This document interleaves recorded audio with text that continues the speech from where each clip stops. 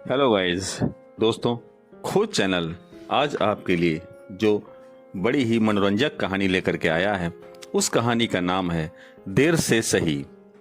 दोस्तों, कहानी यदि पसंद आए तो चैनल को सब्सक्राइब करना और वीडियो को लाइक करना। दोस्तों, सुबह का अखबार लेकर मिस्टर कांतिलाल अभी बरामदे में आए ही थे कि उनकी मिसेस चाय की प्यालियां लिए मुखातिब हुई।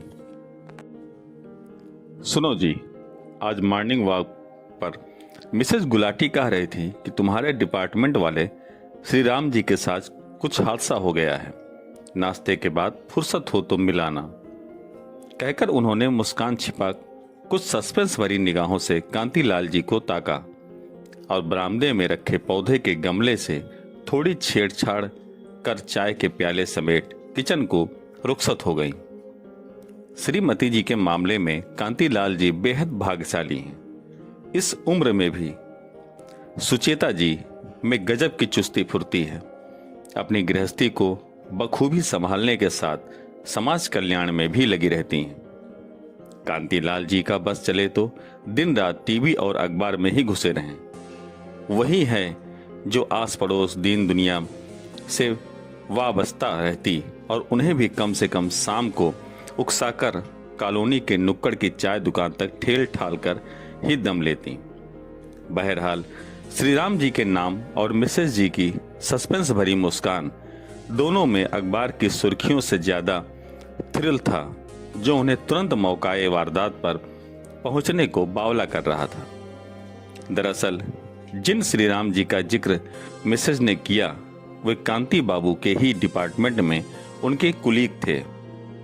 इनका नाम मालूम होता है इनके बड़ों ने बड़े ही चाव से रखा होगा।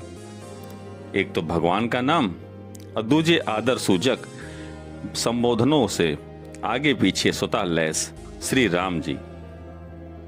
महाशय अवश्य ही जन्मजात महापुरुष रहे होंगे, तभी तो एक मामूली आवेदन पत्र भी सही ढंग से न लिख पाने के बावजूद डिपार्टमेंट में मिस्टर कांतिलाल समेत कई क्लर्कों को पछाड़ करके तरक्की की सीढ़ियां चढ़ मुकदमे की ऊंची कुर्सी पर जा बैठे।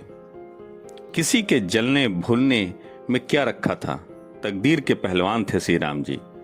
ठिगना कद, गेहुआ रंग, तोते जैसी मुड़ी नाक, उजड़ी खेती में बची खुची पसंद, चंद पके बालों के खिंचाव से काला कर, मूछ दाढ़ी मुड़ाए, पान चबाते, मुंह में पीक भरे, बात बेताब, दूसरों पर तानाशाही कर ही खीखी करते श्री राम जी कूटनीति और मौका परस्ती का पुतला थे, जो काम निकलवाने के घटिया से घटिया हथकंडे आजमाने में भी कभी कोताही नहीं करते थे।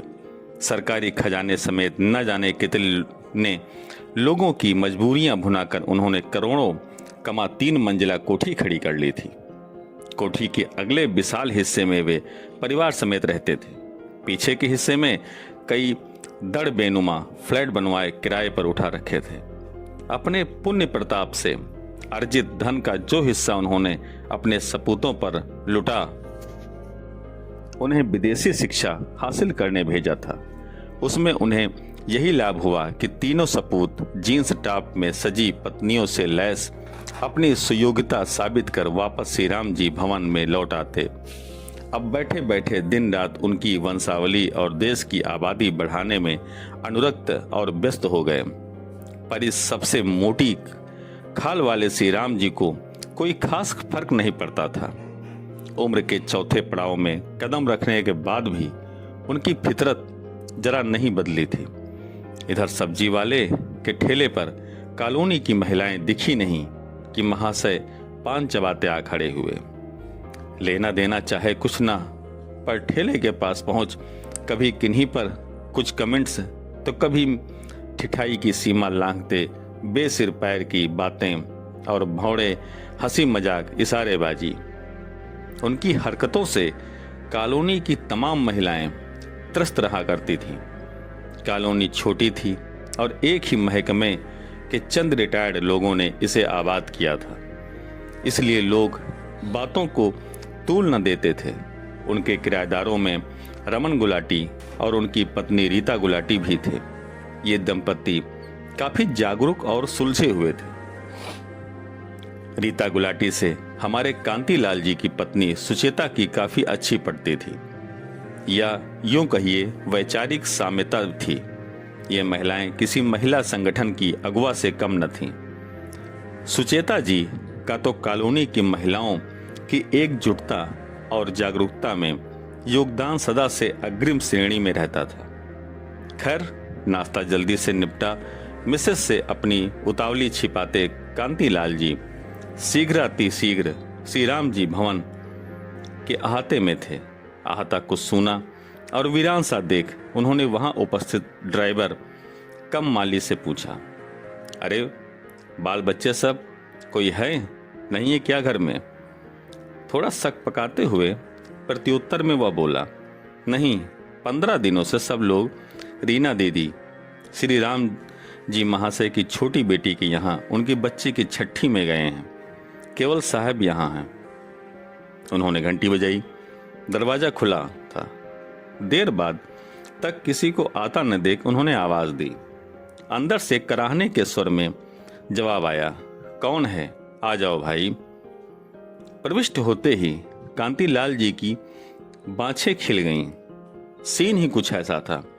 उन्होंने झूठ मूठ चेहरा लटकाकर मन ही मन फूटते लड्डुओं को संभाला और दिखावे के तौर पर चिंतातुर हो उठे। ये क्या हो गया श्री राम जी? कब? कैसे? श्री राम जी गुलगुले दीवान पर मसनद से टेक लगाए बैठे थे। नाक के बीच एक पट्टी चिपकी थी। कोहनी पर भी बैंडेज बंधा था। हाथ को एक पट्टी के सहारे गले से लटकाए, गले में कॉलर पहने बैठे दूसरे को कभी इंसान न समझने वाले महान श्री राम जी के प्रति हृदय के किसी कोने से झांकती सहानुभूति को कांतिलाल जी ने तुरंत दफा कर दिया। उन्हें देख एक बरगी बुरी तरह सिट पिटाकर झेपे। उड़े चेहरे पर यहां वहां पड़े नीले निशान और चोटों से बयान सच्चाई को दूसरे ही पल ठिठाई से छिपाने के प्रयास में श्री राम जी ने ही का जामा ओढ़ने का असफल प्रयत्न किया।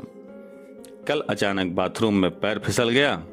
कांति बाबू एकदम से ताड़ गए कि मामला संगीन लगता है। औपचारिकता की आड़ में खबर की तस्दीक कर अब कांतिलाल ने श्रीमती से सारा माजरा जानने को बेताब वापस घर की राह ली। मिसेस पूजा पाठ समाप्त कर फोन पर किसी से बातें कर रही थी।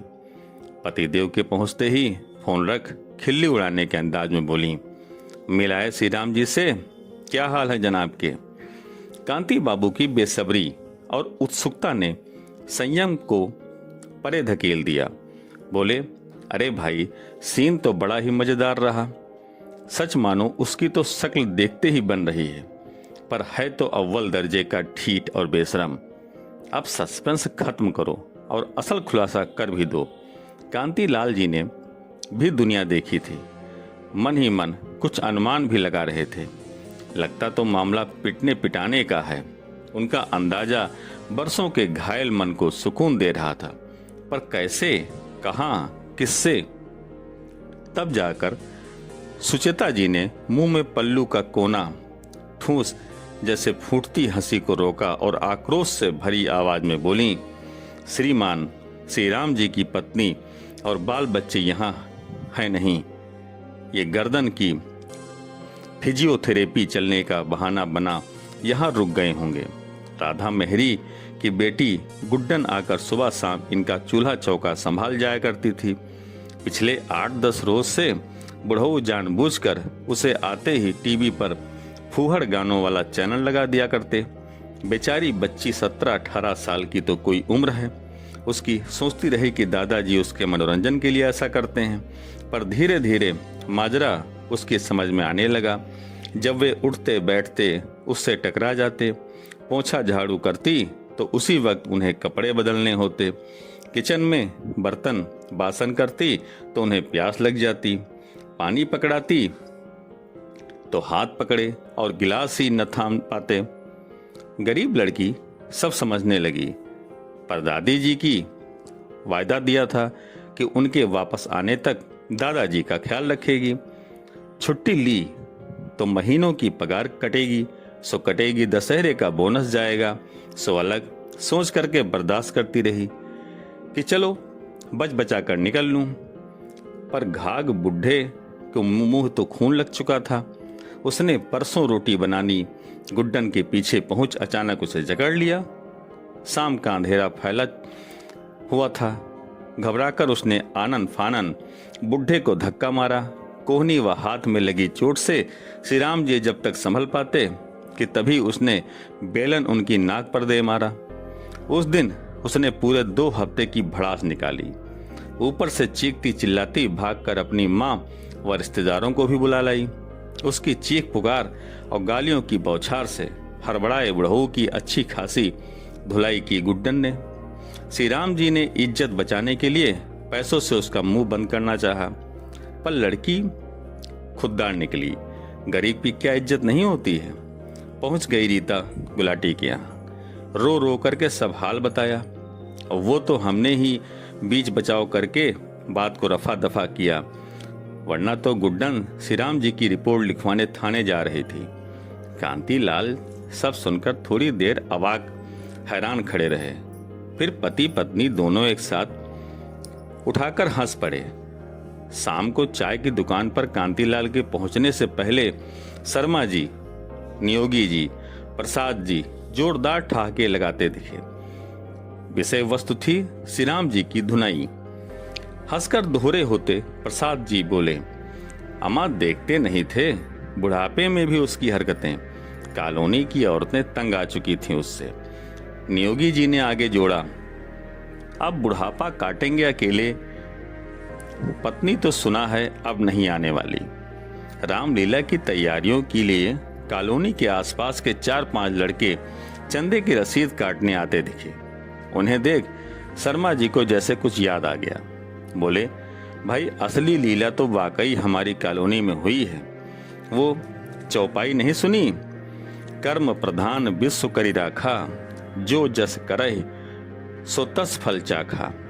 कांतीलाल जी के मुंह से निकला, वाह राम जी वाह, अपने नाम की महत्ता को धूमिल करने का दंड देकर आपने देर से ही सही अंधेर होने से बचा लिया। जय राम जी की। तो दोस्तों, यह छोटी सी कहानी आपको कैसी लगी? कहानी पसंद आई हो तो चैनल को सब्सक्राइब करना और वीडियो को लाइक करना। धन्यवाद। जय हिंद, जय भारत।